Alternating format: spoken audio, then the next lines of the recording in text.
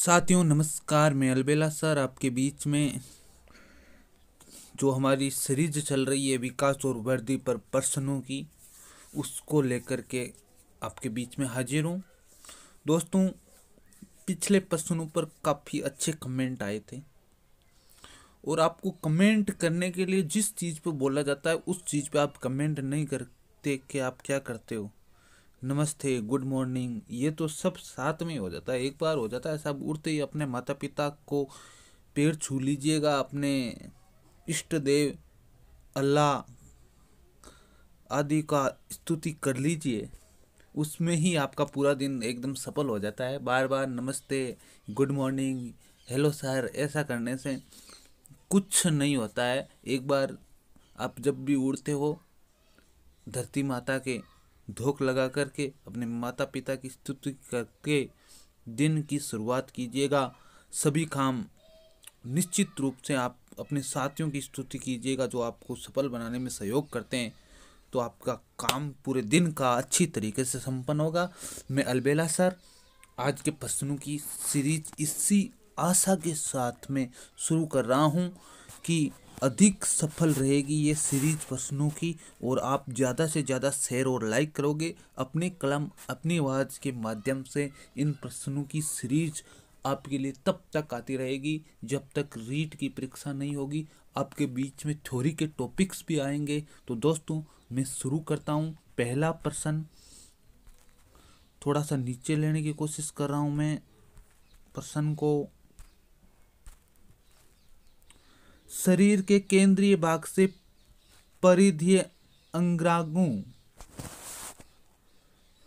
अग्रंगों की ओर विकास दर्शाता है। दोस्तों, इसलिए आपको पता होगा परिधि और केंद्र की बात हो रही है, तो मैं यहाँ पर वर्त पहले आपको ऑर्गेनाइज करूँगा। यहाँ पर वृत्त में क्या होता है कि केंद्र होता है, और केंद्र से समान दूरी पर स्थित बिंदुओं का बिंदुपथ क्या कहलाता है? परिधि कहलाती है। तो ये कह रहा है कि भाई साहब के जो विकास है वो केंद्र से परिधि की ओर चल रहा है। तो दोस्तों, इस विकास में आप क्या देखते हो? शरीर के मध्य अंगों से बाहरी अंगों की ओर चल रहा है,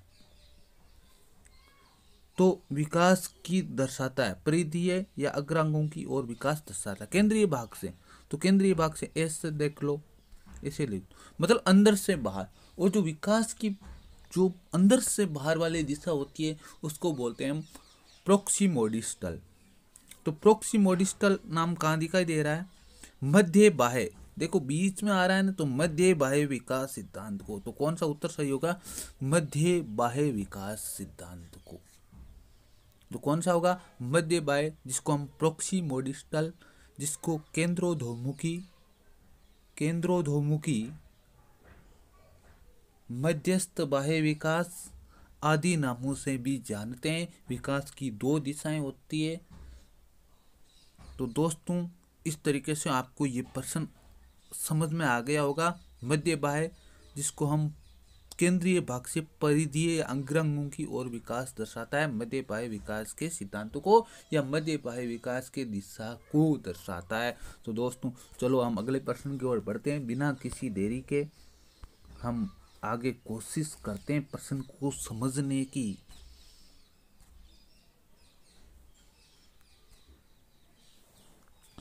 एक अध्यापक या अध्यापिका ने, जो भी है, टीचर हो सकती है, टीचर मेल या फीमेल दोनों हो सकते हैं, जो भी है, अधिक धैर्यवान होती है बालिकाएं।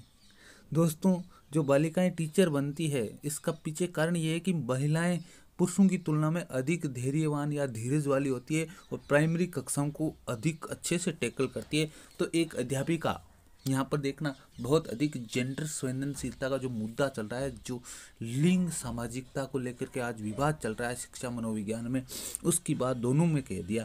अध्यापक और अध्यापिकाएं ने पाया कि एक विद्यार्थी वर्ग बनाने में कठिनाई महसूस कर रहा है।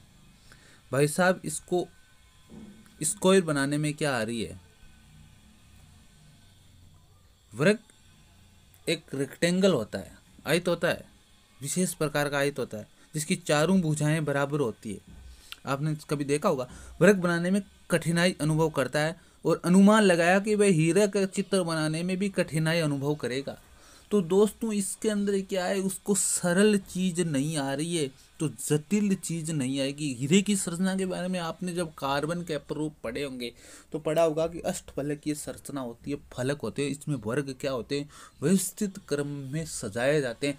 तो दोस्तों यदि आपको सरल चीज नहीं आ रही है तो जटिल चीज नहीं आएगी, अर्थात विकास हमेशा सरल से जटिल या व्यवस्थित क्रम में चलता है। तो विकास एक व्यवस्थित क्रम में होने वाली प्रवृत्ति है। तो दोस्तों उत्तर तो हमारा ये ए हो गया। लेकिन दोस्तों आगे की चीज़ों पर हम बात करते हैं। दोस्तों विकास की प्रक्रिया एक उत्परिवर्तनीय प्रक्रिया है। दोस्तों यहाँ पर बहुत अधिक चीज को समझने की बात है। उत्परिवर्तनीय प्रक्रिया विकास की मतलब विकास अपूर्वानुमेय होता है, आकस्मिक परिवर्तन भी आ सकते हैं और इनकी भविष्यवाणियां भी नहीं की जा सकती है। तो विकास हमेशा क्या होता है, उत्परिवर्तनीय भी होता है। विकास निरंतर होता है, लगातार होता है। अलग अलग लोगों में विकास की प्रक्रिया क्या होती है, अलग अलग होती है। सा वातावरण और वंशानुक्रम क्या होगा, अलग अलग होगा। तो उसका गुणज भी क्या आएगा, अलग अलग आएगा। जब संख्याएं अलग अलग गुणा करते हैं तो फलन क्या आता है। तो दोस्तों चारों चीजें विकास के सिद्ध की विशेषताओं को दर्शाती है। लेकिन इसमें से जो कठिनाई अनुभव करने वाली है तो उत्तर तो ए हो गया, लेकिन इन चारों चीज़ों को भी हमें समझ करके चलना है। तो दोस्तों चलो हम ये प्रश्न आशा है कि आपकी समझ में आ गया होगा आराम से। मैं अलबेला सर आपके बीच में अगला प्रश्न लेकर के आ रहा हूँ। निम्नलिखित में से कौन सा विकास से संबंधित है। यहाँ पर थोड़ा सा देखना, इंग्लिश वर्जन मैंने यहाँ पर ऐसा प्रश्न इसलिए लिया है क्योंकि आरपीएससी क्या मानती है, इंग्लिश वर्जन को अच्छी तरीके से which is one of the following is an issue related to development. तो यहाँ पर देख लेना क्या लिख दिया, नहीं। तो आपको यहाँ पर संबंधित है करके चलना है, विकास से संबंधित है। दोस्तों यहाँ पर सहजात अर्जित, स्वाभाविक पोषण विकास, शैक्षिक शैक्षणिक, प्रकृति पालन विकास से संबंधित है। दोस्तों विकास से संबंधित 3 वाद चलते हैं। पहला वाद चलता है निरंतरता बनाम अनिरंतरता, कंटिन्यूटी बनाम डिसकंटिन्यूटी। कुछ लोग मानते हैं कि विकास पड़ाव में होता है और कुछ मानते हैं कि विकास की प्रक्रिया सतत होती है। दूसरा विकास होता है, दूसरा जो चलता है वो नेचर बनाम नर्चर। विकास का जो दूसरा वाद है वो है नेचर टू एन वाद, जिसको नेचर बनाम। एक कहते हैं कि आनुवंशिकता ज्यादा महत्वपूर्ण होती है, दूसरा जो मनोवैज्ञानिकों का पक्ष है वो कहता है कि वातावरण बहुत अधिक महत्वपूर्ण होता है। तो दोस्तों आपस में एक दूसरे धड़े में एक चलता है प्रवृत्ति बनाम पश्चाती अनुभव, प्रारंभिक बनाम प्रवृत्ति अनुभव, जिसको हम एक कहते हैं कि जो विकास में जो प्रारंभिक घटनाएं होती है वो अधिक महत्वपूर्ण होती है। दूसरा मनोवैज्ञानिकों का धड़ा कहता है कि जो बाद की घटनाएं वो क्या होती है, अधिक महत्वपूर्ण होती है। तो दोस्तों 3 वाद चलते हैं विकास में, आपको समझाएंगे आराम से जब आएंगे। तो दोस्तों निम्न में से कौन सा है, तो यहाँ पर कौन सा वाद है, प्रकृति बनाम पालनवाद, नेचर बनाम नर्चर संबंधित कौन सा है, विकास से संबंधित कौन सा है। दोस्तों आराम से देख लो, प्रकृति बनाम, यहाँ पर नहीं की जगह पढ़ना है संबंधित है, प्रकृति बनाम पालन, नेचर बनाम नर्चर। तो दोस्तों कौन सा हो गया उत्तर। एक कहते हैं कि आनुवंशिकता अधिक महत्वपूर्ण होती है, दूसरा पालन पोषण या वातावरण जो मिलता है वो बालक का अधिक महत्वपूर्ण होता है। मैंने कह दिया था कि D=E गुणा G, एनवायरमेंटल गुणा जेनेटिक होता है। तो दोस्तों चलो हम अगले प्रश्न की बात करते हैं। व्यक्तियों में एक दूसरे में भिन्नता क्यों होती है। भाई साहब व्यक्तियों में भिन्नता, एक व्यक्ति का विकास है वो 2 चीजों पर निर्भर करता है। मैं बार बार बात कर रहा हूं, विकास जो विकास 2 माता पिताओं की संतान है, एक वातावरण और दूसरा वंशानुक्रम। अब देखना इन दोनों में से चेंज आता रहता है व्यक्ति को। किसी भी व्यक्ति को एक जैसा वातावरण नहीं मिलता है और किसी भी व्यक्ति को एक जैसा वंशानुक्रम नहीं प्रदत्त होता है, इसलिए व्यक्ति एक दूसरे से क्या होता है, भिन्न दिखाई देता है विशेषताओं में।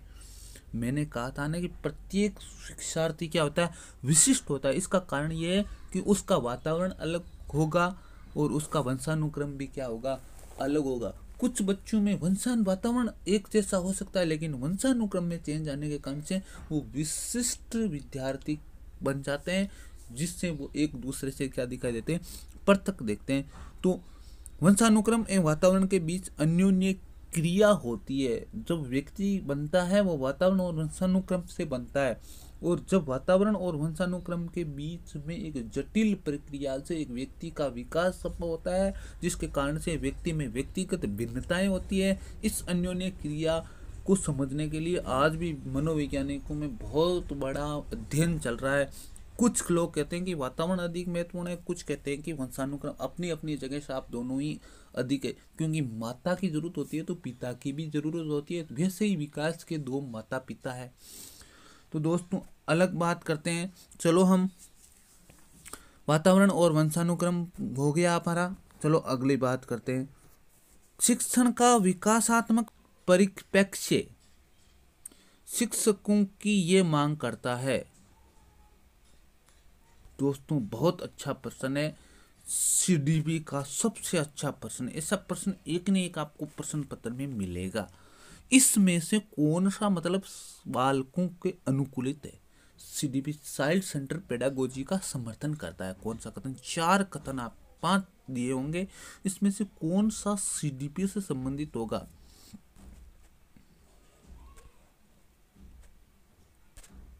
तो दोस्तों पहला कथन मिलते हैं, कठोर अनुशासन बनाए रखने वाले बने, क्योंकि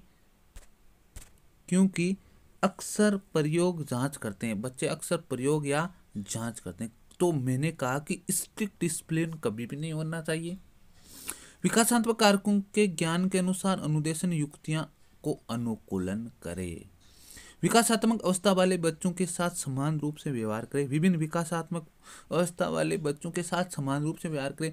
भाई साहब ऐसा तो नहीं हो सकता कि दूसरी क्लास वाले को मैं 7वीं क्लास वाली गणित पढ़ाने लग जाऊं, या विज्ञान पढ़ाने लग जाऊं, या किसी उसको भूगोल के टॉपिक्स पढ़ाने लग जाऊं जो उसमें सामाजिक विज्ञान में लगे हुए हैं। ऐसा नहीं कभी भी संपन्न हो सकता। अधिगम उपलब्ध कराए जिससे उसका केवल संज्ञानात्मक क्षेत्र का विकास हो, क्योंकि हमें बच्चे का एक विकास क्षेत्र दे रहा है, क्योंकि हमें बच्चे का चहुमुखी, चतुर्दिक या ऑलराउंडर डेवलपमेंट चाहिए। तो ये तो कथन तीनों गलत हो गए, दोनों। ये गलत हो गया, ये गलत हो गया, और कठोर अनुशासन के कारण ये गलत हो गया। तो विकासात्मक कारकों के ज्ञान के अनुसार क्या करना है? हमें इंस्ट्रक्शन करना है, बच्चे की सहायता करनी है। इंस्ट्रक्टर होता है एक टीचर, अनुदेशन युक्तियां, उसको सहायक बनना है, फैसिलिटेटर बनना है।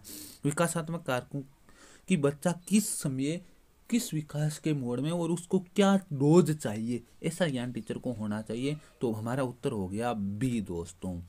तो समझ में आ गया होगा, तीनों सीडीपी से संबंधित नहीं है, जो मैंने गलत लगाए हैं वो।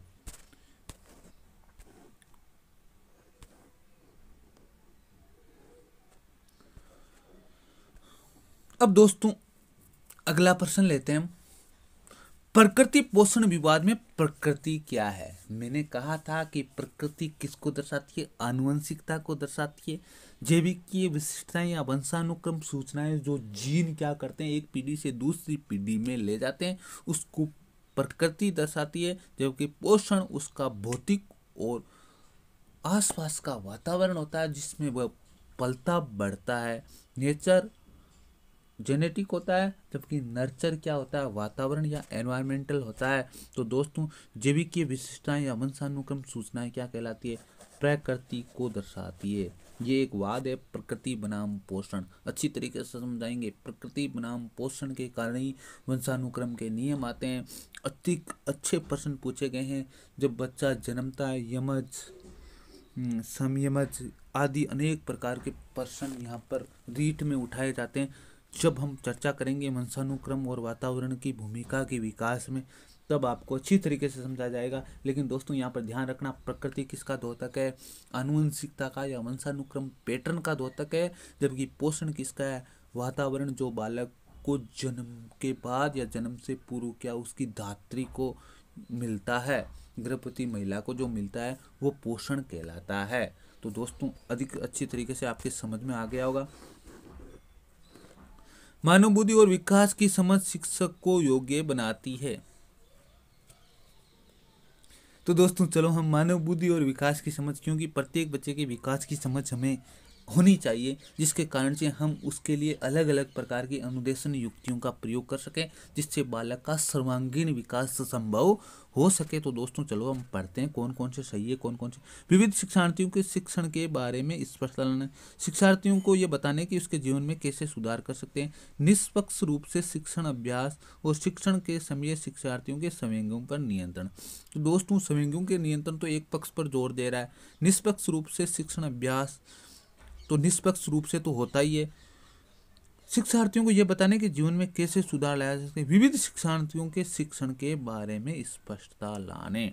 दोस्तों उत्तर ये होगा, हमें विविध शिक्षार्थियों को समझना है, क्योंकि कक्षा के अंदर क्या होते हैं, अनेक प्रकार के शिक्षार्थी आते हैं, जिसका बौद्धिक और मानसिक विकास, जिसकी बौद्धिक क्षमता अलग अलग होती है और जिसके कारण से उसको विविध प्रकार के अनुदेशन युक्तियों की जरूरत होती है। तो हमारा उत्तर हो गया दोस्तों ऑप्शन नंबर ए।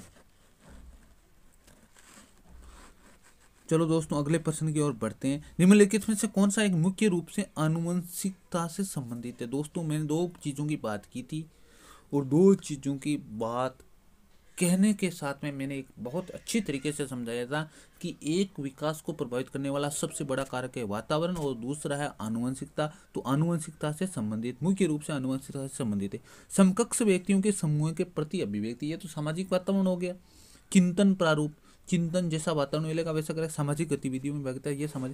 तो आंखों का रंग क्या होता है, निश्चित रूप से आपके आंखों का रंग क्या होता है, निश्चित रूप से आनुवंशिकता से निर्धारित होता है या जीन से निर्धारित होता है। माता पिता के आंखों का रंग अपन कहवा ना कई बार कि जबर जलमी और धोली आंखों का मतलब उसके माता पिता निश्चित रूप से क्या थे, कायर थे, तभी वो कायरता दिखा रहा है।